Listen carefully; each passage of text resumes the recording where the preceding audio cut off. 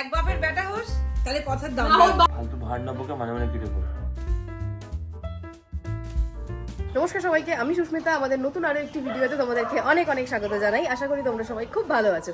রবিবারের সকাল, কিন্তু আমার জীবনে শান্তি নেই। আমি যাচ্ছি দোকানে। আর আজকে দেবজিৎ অনেকদিন বাদে ছুটি পেয়েছে, আর সে তো মোটামুটি ঘুমোচ্ছে। চলো আগে শুরুতেই স্যারের মুখখানা তোমাদের দেখাই। আগের ব্লগে স্যারকে খুব একটা তোমরা দেখতে পাওনি। হ্যালো, এ দেখ, স্বামীর কর্তব্য কি হয় জানিস? বউকে একটু সকালবেলা উঠে ছেড়ে দিয়ে আসা। ভালো কথা বলবো, ফালতু ভাড় না বকে মানে মানে কেটে পড়ে। ওর কাছে সকালে ওঠা একটা পুরো দুঃস্বপ্নের মতো, যদিও আমার কাছেও সেটা, কিন্তু উপায় নেই বলে করতে হয় আমাদেরকে। আর দেবজিৎ উঠে এখন যাবে বাজারে। একটু গৃহের কর্ম কিছু করো। ওঠো ওঠো। না, চুলুনিটাকে না ধুতে পারা তো জানা গিয়ে সকাল সকাল ধুয়ে আয় না। আমি বেরিয়ে পড়েছি দোকানের জন্য। আর এখন হালকা হালকা বেশ রোদ উঠে গেছে, তো খুব একটা ঠান্ডা লাগছে না, সে কারণে এই পাতলা চাদরই ঠিক আছে।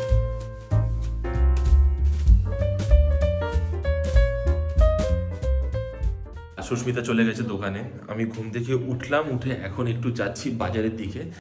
হ্যাঁ গো, আজকে কি রান্না বান্না হচ্ছে? অনেক কিছু তো হয়েও গেছে। হ্যাঁ, ডাল হয়ে এটা গেছে, মাছের মাথা দিয়ে ডাল। ডাল, ও আলু ফাটাফাটি। পোস্ত, আচ্ছা মাছের তরকারি, আচ্ছা উচ্ছে করব। আচ্ছা, তাহলে চলো বাজারের দিকে যাই। অনেক কিছু কেনাকাটি করতে হবে, অনেক কিছু বাজার করতে হবে। চলো আমার সঙ্গে তোমরাও বাজারে চলো।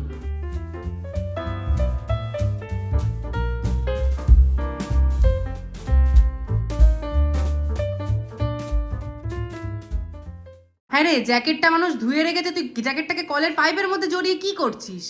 হাত কিনতে যাবে না, আর জ্যাকেটটা যদি বাই চান্স ফুটো হয়ে যায়, তাহলে অন্য কিছু তার দায় কে নেবে? তোর বাবা? আমার বাবাই তো সব দায় নিয়ে রেখেছে। তুই কি করছিস?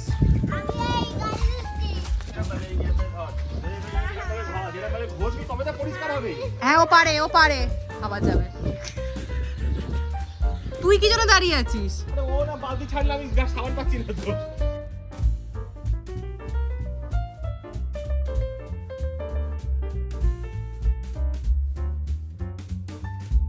তো দোকান থেকে বাড়ি এসে স্নান করে আমাদের লাঞ্চও কমপ্লিট হয়ে গেছে। এবার আমাকে সন্ধ্যেবেলা বেরোতে হবে। অ্যাকচুয়ালি সন্ধ্যেবেলাও নয়, আর আধা ঘন্টা 45 মিনিটের মধ্যে। কারণ আজকে আমাদের একটা ইনভিটেশন আছে, যে কারণে আমাকে সেখানে যেতে হবে। ওই জন্য আমি আজকে একটু তাড়াতাড়ি দোকানে যাবো। টুকটুকে সুন্দর শাড়ি পরে আমার বউ যাবে।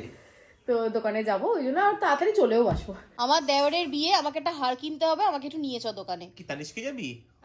দিবি তানিশ থেকে? আমার তো সামনে অ্যানিভার্সারি আছে, দে। এক বাপের বেটা হোস তাহলে কথার দাম না, ওর বাপ প্রচুর। ঠিক আছে? কথার দাম রাখবি। তারিখকে নাম করে তুই যেন ইনভিটেশনের দোকানে নিয়ে যাবি, ওটা কিন্তু চলবে না। বাড়িপুর বাজারের ভিতরে একটা দোকান হয়েছে, ওটা তানিশক নাম আছে। লাভলি, স্কুটি নিয়ে তুই আমি যাই, আর এরা দুই মা ছেলে বাইকে যায়। মা হেয়ার ওয়াশ করাবে, হেয়ারটা একটু কাটিং করাবে। তো রেডি হয়ে এখন বেরোচ্ছি সবাই মিলে ওই জুয়েলারি কিনতে। জানি না কি কিনবো, আমি খুব কনফিউজ যে গোল্ড পরবো নাকি কোনো কস্টিউম জুয়েলারি পরবো, বুঝে উঠতে পারছি না।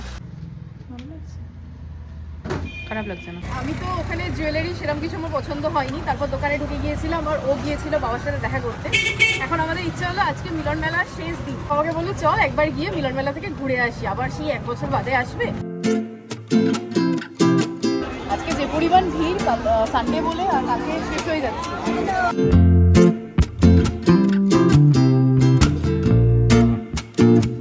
এত জ্যাম, দেবজিৎ তো যে কারণে গাড়ি নিয়ে যায়নি। আর আমাদেরকে টোটো অটো করে হেঁটে হেঁটে বাড়ি ফিরতে হচ্ছে। হাফ রাস্তা টোটো অটো, হাফ রাস্তা হেঁটে। আমি একদম সিম্পল। হ্যাঁ, একদম বাড়ির কাছে। আমি একটা শাড়ি পরেছি, এই শাড়িটা আমার ভাত কাপড়ের শাড়ি। তুই সরে আয়।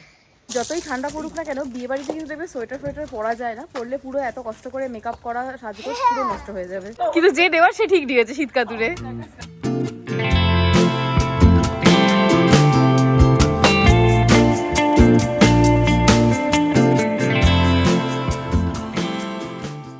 বিয়ে বাড়ি কমপ্লিট করে জাস্ট ফিরলাম।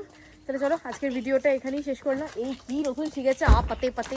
আজকের ভিডিওটা এখানেই শেষ করলাম। যদি ভালো লেগে থাকে তাহলে প্লিজ একটা লাইক করে দিও, সবার সাথে শেয়ারও করো, আর অবশ্যই কমেন্ট করে জানিও কেমন লাগছে ভিডিওগুলো। আজকের মতো টাটা, আবার দেখা হবে অন্য কোনো নতুন ব্লগে। আমাকে ভিডিওটা শেষ করতে দে। দেখা শাশুড়ি আর ছেলে মিলে, এই যে মাঝরাতে এরা গাড়ি মুছছে। এদের মাঝরাতে নাটক। কি অবস্থা। এখানে ভিডিওটা এখানেই শেষ করি।